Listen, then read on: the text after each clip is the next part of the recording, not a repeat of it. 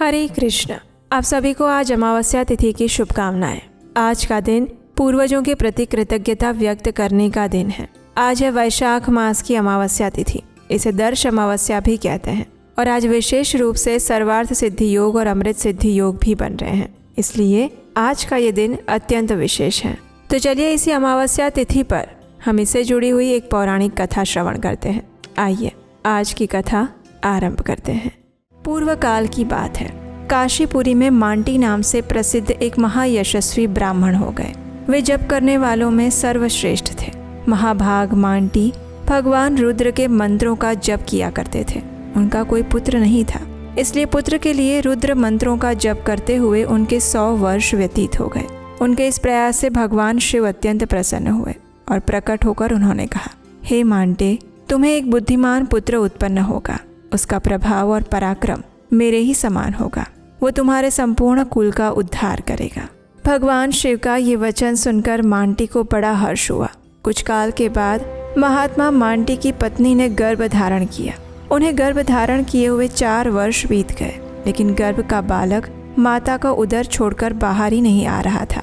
तब मांटी ने उससे कहा, हे पुत्र, विभिन्न योनियों में पड़े हुए जीव ये सोचते रहते हैं कि कब हम मनुष्य योनि में जन्म लेंगे, जहाँ धर्म, अर्थ, काम और मोक्ष की प्राप्ति होगी, जिसमें किए हुए पूजन का महान फल होता है, जहाँ पितरों और देवताओं के संतोष अर्थ नाना प्रकार के धर्म अनुष्ठान किए जाते हैं।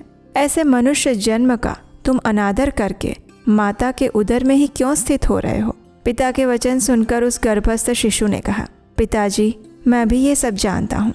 वास्तव में ये मनुष्य जन्म परम दुर्लभ है, लेकिन मैं काल के मार्ग से सदैव डरता रहा हूँ। अगर मेरा ये मन भयानक और गंभीर काल से ताड़ित होकर भांति भांति के दोषों को प्राप्त नहीं होगा, तो मैं परम दुर्लभ मनुष्य जन्म को शीघ्र ही प्राप्त कर लूँगा। गर्भस्थ शिशु के ये वचन सुनकर पिता मांटी अत्यंत दुखी हो गए। वे भगवान सदाशिव की शरण में गए और उन्होंने कहा, हे देवेश्वर, मेरी रक्षा कीजिए।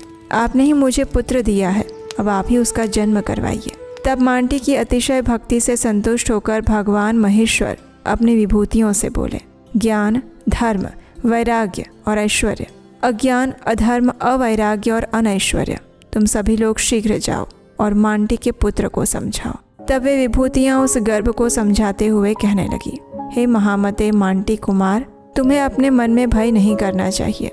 हम चारों धर्म, ज्ञान, वैराग्य और ऐश्वर्य तुम्हारे मन से कभी नहीं जाएंगे। उसके बाद अधर्म आदि ने कहा, हम तुम्हारे पास कभी नहीं आएंगे। तुम्हें नमस्कार है। तुम्हें किसी भी प्रकार का भय रखने की आवश्यकता नहीं है। इन विभूतियों के द्वारा ऐसा आश्वासन मिलने पर वह गर्भ का बालक शीघ्र ही बाहर आ गया।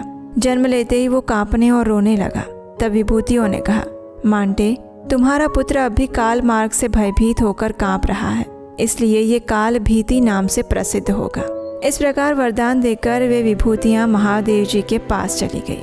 ये बालक शुक्ल पक्ष के चंद्रमा के समान प्रतिदिन बढ़ने लगा। संस्कारों से सुसंस्कृत होने पर उस बुद्धिमान बालक ने पाशुपत मंत्र की दीक्षा ली। सद्योजात आदि 5 मंत्रों का जप करते हुए वो तीर्थ यात्रा में तत्पर हो गया।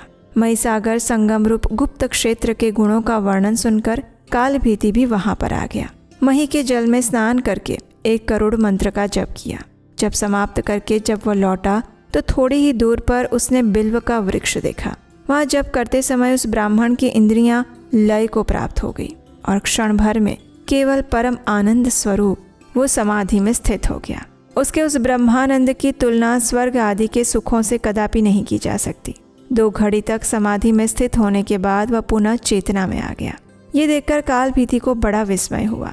वो मन ही मन कहने लगा कि ये महान आनंद तो मुझे न काशी में मिला, न नैमिषारण्य में, न प्रभास और केदार क्षेत्र में प्राप्त हुआ और न ही अमरकंटक में। इस समय मेरी संपूर्ण इंद्रियां गंगा जी की भांति निर्विकार और स्वस्थ है। मेरा चित्त एक परम गोपनीय धर्म का आश्रय लेता है। इसलिए इस तीर्थ के प्रभाव से मैं मन ही मन अनुभव करता हूँ कि यह स्थान काशी आदि प्रधान तीर्थों से भी श्रेष्ठ है। अतः मैं यहीं पर रहकर भारी तपस्या करूँगा। ऐसा विचार करके काल भीति उस बिल्व वृक्ष के नीचे एक पैर के अंगूठे के अग्रभाग से खड़े होकर मंत्रों का जप करने लगे। जप का नियम ग्रहण करने के बाद वे 100 वर्षों तक जल की एक एक बूंद पीकर रहे। 100 वर्ष पूर्ण होने पर उनके सामने एक मनुष्य जल से भरा हुआ घड़ा लेकर आया। उसने काल भीति को प्रणाम करके बड़े हर्ष से कहा, हे महामते, आज आपका नियम पूर्ण हुआ, ये जल ग्रहण कीजिए। तब काल भीति ने कहा, आप किस वर्ण के हैं और आपका आचार व्यवहार कैसा है, ये यथार्थ रूप से बताइए। आपके जन्म और आचार जान लेने पर मैं ये जल ग्रहण करूँगा, अन्यथा नहीं। तब उस आगंतुक मनुष्य ने कहा, मैं अपने माता पिता को नहीं जानता, अपने आप को सदा इसी रूप में देखता हूँ, आचारों और धर्मों से मेरा कोई प्रयोजन नहीं है। ये सुनकर काल भीति ने कहा, अगर ऐसी बात है तो मैं आपका जल कभी ग्रहण नहीं कर सकता। इस विषय में मेरे गुरु ने वैदिक सिद्धांत के अनुसार जो उपदेश दिया है वो सुनो।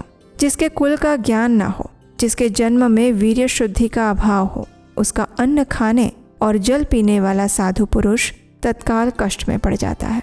जो हीन वर्ण का है और जो भगवान शिव का भक्त नहीं है, इन 2 प्रकार के मनुष्यों को दान देते समय उसे लेने का अनधिकारी समझना चाहिए। ये सुनकर आगंतुक मनुष्य ने कहा, तुम्हारी इस बात पर मुझे हंसी आती है, तुम बड़े अविवेकी हो। जब सभी भूतों में सदा भगवान शंकर ही निवास करते हैं तो किसी के प्रति भली बुरी बात नहीं कहनी चाहिए, क्योंकि इससे भगवान शिव की ही निंदा होती है। जो अपने और दूसरे के बीच अंतर मानता है, उस भेददर्शी पुरुष के लिए मृत्यु अत्यंत घोर भय उपस्थित करती है। अतः इस प्रकार विचार करने पर आपकी बात मूर्खों जैसी लगती है। इसका उत्तर देते हुए काल भीति कहते हैं, अगर ऐसा कहा जाता है कि संपूर्ण भूतों में एक शिव ही है, तो कथन मात्र के लिए सबको शिव मानने वाले नास्तिक लोग भक्ष्य भोज्य आदि पदार्थों को छोड़कर मिट्टी क्यों नहीं खाते, राख और धूल क्यों नहीं फाँकते। इसलिए संसार की व्यवहार सिद्धि के लिए एक मर्यादा स्थापित की गई है, जो समय से ही सफल होती है। आप उस मर्यादा को सुनिए। पूर्व काल में ब्रह्मा जी ने इस 5 भौतिक जगत की सृष्टि की, उसे नाममय प्रपंच से बांध दिया। उस नाम प्रपंच के 4 भेद हैं, ध्वनि, वर्ण, पद और वाक्य। यही नामात्मक प्रपंच के 4 आधार स्थान हैं। इनमें ध्वनि नाद स्वरूप है, ओमकार पूर्वक संपूर्ण अक्षर ही वर्ण कहलाते हैं। शिवम यह सुबंत शब्द पद है और शिवम भजेत यह विधि ही एक तीडंत क्रिया से अन्वित होने के कारण वाक्य कही गई है। ये वाक्य भी 3 प्रकार का होता है, ऐसा श्रुति का सिद्धांत है। पहला प्रभु सम्मत, दूसरा सूरत सम्मत और तीसरा कांता सम्मत। यही त्रिविध वाक्य माने गए हैं। श्रुति और स्मृति दोनों प्रभु सम्मत वाक्य का प्रयोग करती है, स्वामी की भांति आज्ञा देती है। इतिहास और पुराण आदि सूरत सम्मत कहे जाते हैं। ये सूर्योदयों की भांति समझाकर मनुष्य को यथार्थ मार्ग में लगाते हैं।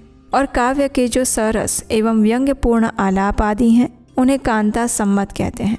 आप यदि नास्तिकवाद का सहारा लेकर सर्वत्र व्यावहारिक समानता की बात करते हैं, तो इसके अनुसार क्या वेद शास्त्र और पुराण व्यर्थ हैं? क्या पूर्व काल में सप्तर्षि आदि जो ब्राह्मण और क्षत्रिय हो गए हैं, क्या वे सब मूर्ख थे? जो वेद वेदांग और वेदांत का अनुसरण करने वाले और सत्वगुण में स्थित हैं, वे ऊपर के लोकों में गमन करते हैं। हम आपकी बातों में दोष ढूंढते हैं, ऐसी बात नहीं है। हम ये नहीं कहना चाहते कि संपूर्ण भूतों में भगवान शिव नहीं है। भगवान तो संपूर्ण भूतों में है ही, लेकिन इस विषय में जो उपमा दे रहा हूँ उसे सुनिए। जैसे सुवर्ण के बने हुए बहुत से आभूषण होते हैं, उनमें से कोई तो विशुद्ध सुवर्ण के होते हैं और कुछ खोटे भी होते हैं। खरे खोटे सभी आभूषणों में सुवर्ण तो है ही, उसी प्रकार ऊंच नीच शुद्ध अशुद्ध सब में भगवान सदाशिव विराजमान है।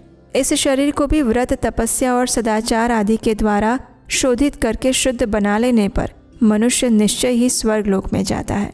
और इसीलिए बुद्धिमान पुरुष को चाहिए कि वो हीन या अपवित्र वस्तु को किसी भी प्रकार से ग्रहण ना करे।